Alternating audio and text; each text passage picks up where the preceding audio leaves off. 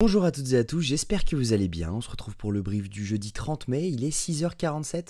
Aujourd'hui on va parler donc des news économiques, du ratio long and short, du funding, open interest, des liquidations. On regardera ce que font les whales en finissant par l'analyse technique de Bitcoin. Mais avant ça on va regarder tout simplement les trades qu'on a pris hier. Donc j'avais fait une première entrée en longue juste ici, donc dans la zone OTE. Donc je vous avais expliqué le trade hier. Donc tout simplement on avait un EVG à venir chercher juste ici. Hop, donc je remets ça. Hop, on avait un EVG à venir chercher juste ici. On est venu le chercher donc plusieurs fois. On est venu mèche dedans plusieurs fois. Je vais l'enlever pour que ce soit un peu plus clean. Donc on a eu plusieurs mèches de range. Donc ça m'a un peu inquiété parce que je me suis dit qu'on allait dump tout simplement. Et ça n'a pas tardé à le faire ensuite. Donc tout simplement j'ai close ce trade là à plus 0,33 R. Donc plutôt bonne décision finalement parce qu'après on a dump et on aurait pris le SL. Derrière je suis re-rentré juste ici. Donc je suis re-rentré sur cette position en mettant le SL plus bas. Malheureusement, lorsqu'on est revenu ici, j'ai décidé de close ma position quand on a repump ici. Tout simplement parce que on laisse trop de liquidité juste là, et donc normalement on était censé venir les chercher. Malheureusement on n'est pas venu parce que tout simplement le prix on a décidé autrement. Donc on serait actuellement à RR de 2, on a close à RR de moins 0,5, donc je finis la journée à plus 1% positif sur mon capital. Parce que j'avais pris un autre trade que je n'ai pas call, donc c'est pour ça que je ne l'explique pas. Mais voilà. On a quand même, donc c'est bien dommage. On a pas mal de personnes par contre qui ont hold la position, qui n'ont pas close. Actuellement, on est dans la zone de rechargement de short de ce mouvement baissier, parce qu'on a fait tout simplement un shosh ici. Donc attention à un retournement ici. On va regarder tout simplement techniquement et au niveau des datas, si jamais on est sur un top ou si jamais on peut continuer à monter dans ce mouvement. Donc voilà, je peux retirer ce trade, je ne suis plus dedans. Mais voilà, pour ceux qui le sont, on va analyser ça ensemble. Au niveau donc des news économiques, aujourd'hui on va être servi, on a le PIB trimestriel à 14h30, donc ça va être très impactant sur le dollar, notamment sur le consensus de la prochaine réunion FOMC.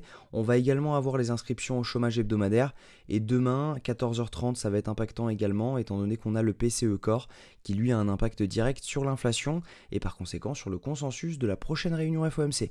On a actuellement 1,6% de chances que les taux baissent à la prochaine réunion FOMC, 98% de chances que les taux ne baissent pas et ne montent pas, soient stables. Donc à voir maintenant si jamais ça a un impact là-dessus à partir de demain. Le prochain FOMC est dans 14 jours, donc on verra si jamais ça a bougé un petit peu. En tout cas, attendez-vous à ce que si jamais on a une petite montée ici, les prix augmentent parce que tout simplement c'est très bullish d'avoir des taux qui baissent. Au niveau du ratio long and short, on a environ 60 millions de short en plus pour 20 millions de long en plus sur Binance uniquement. Maintenant, si je me regarde sur les funding open interest, on voit que c'est essentiellement donc du short qui s'est ouvert et on a du long qui s'est fermé.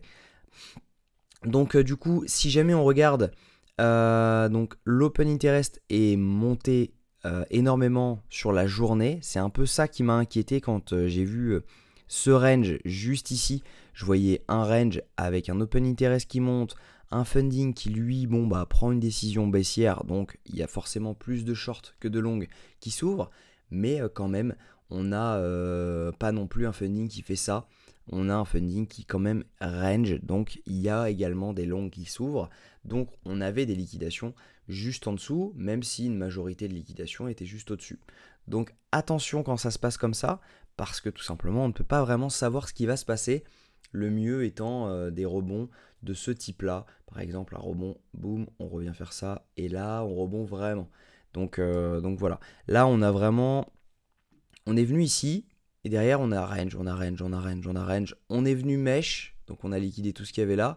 Et derrière, logiquement, c'était logique de, si jamais on réintègre, on re-range, à un moment, boum, on vient liquider tout ce qui est là. Donc voilà. C'était un peu pour ça que je suis sorti, parce que c'était trop violent. Pour moi, le range était trop long. On a passé trop de temps dans cette zone et ça devait dump. Et malheureusement, je pensais que juste ici, on allait faire comme ça. et derrière pouvoir repartir et j'allais re-rentrer ici. Donc voilà. On a eu ça, maintenant, voilà, hein, on a des liquidations à mon avis à la hausse. Voilà, on les a prises, donc attention parce qu'on en a quand même pas mal à la baisse. On pourrait très bien revenir chercher cette zone-ci et au vu donc des liquidations qu'on a en bas. Maintenant, ça c'est sur 12 heures, sur 24 heures, on va regarder.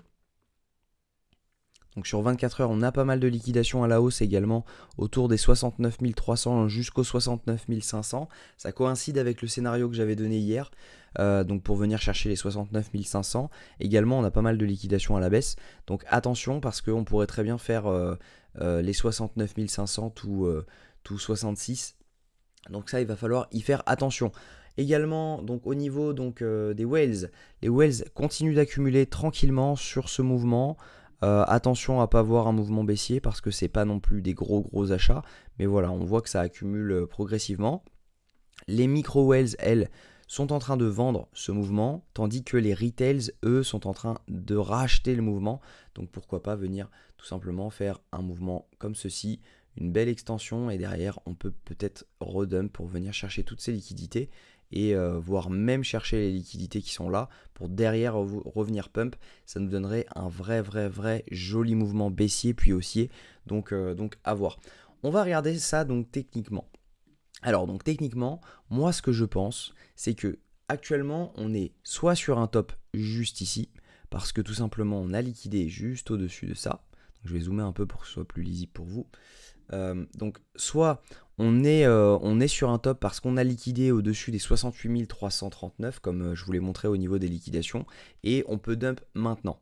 Donc attention à ça, mais ce que je pense c'est qu'on va repump et qu'on va venir chercher les 69 400 voire les 69 700 pour tout simplement poser un top. Pour moi ce top il pourrait être là-dedans.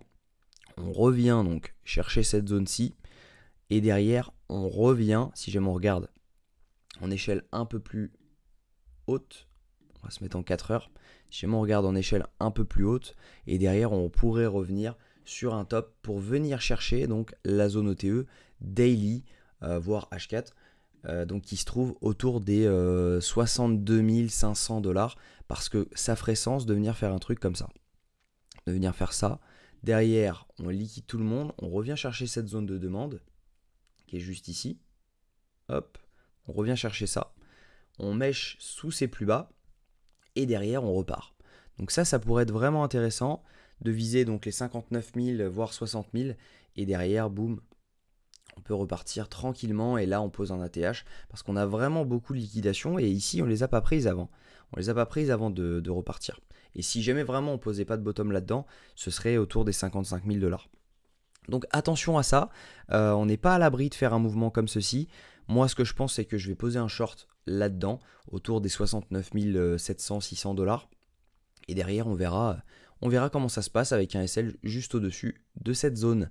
Donc voilà, j'espère que cette vidéo vous a plu. Si c'est le cas, je vous invite à liker, commenter et vous abonner.